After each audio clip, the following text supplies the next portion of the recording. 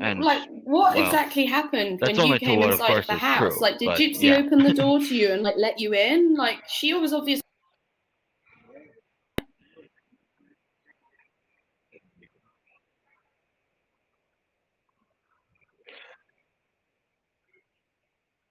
Oh yeah, she was deeply involved with it. I mean, just like it says in his police statements. Like I said, right with while I was talking to them, it says just pretty much word for word what I told them. She told me before I ended up getting there in a text that there was latex gloves that be on the porch.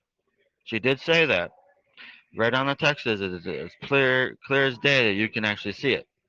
And then, well, I ended up finding them when I got there, and I let her know that I was at the door.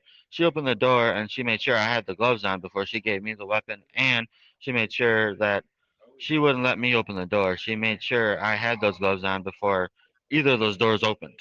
So that's the reason why you ain't gonna see any fingerprints on in there, either any of that stuff. And then from that point on, well, my darker part of me took over, and because she knew right away that I admitted straight out to the whole thing that I was not going to get involved with this, no matter how much she tried to push me.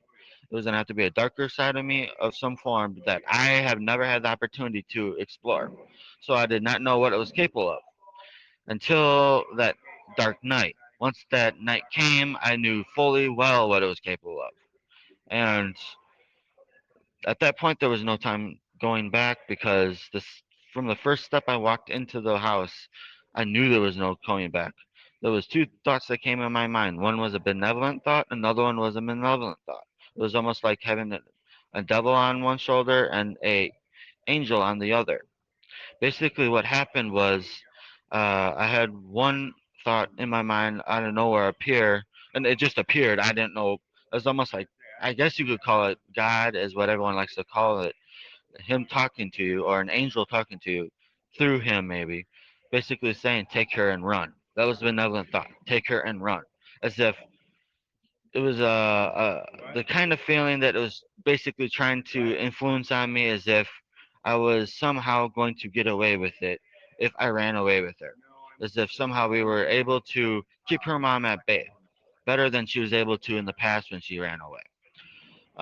However, the other thought came in my mind was because it saw as basically because the darker part of me was also in love with the darker part of her, and because of it, the thought was is excuse my French, but it basically said this bitch is dead.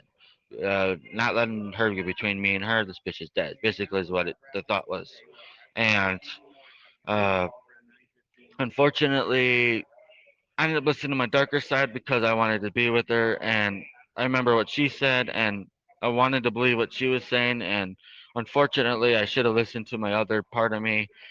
Uh, ironic as I was trying to influence her to go with, but she never went with it. She never wanted to run away, so I couldn't get that to work. But anyways, as the whole thing happened, she ended up as I was walking through the hallway that led to her room, her mom's room, and so forth. Uh, she ended up going to the bathroom. She locked it, and I waited at least a minute and thought about if I really wanted to do it. And before I was to do it, allegedly, I was willing to do it. The next thing I know, I ended up going right into it and thought there was no going back because I had myself on my word, and I was not one to break my word to really anyone at all if I had one to keep at the time. If it was worth keeping, I was going to keep it. And that's what led me to Nick, the do video it. is And going to cut is off in a I minute, loved her so but deeply that I remember was not whatever going to you change just my did to mind. that thing, I and should we try didn't want to again break my word. tomorrow? Oh, Bye. okay. Yep. All right. Sounds good.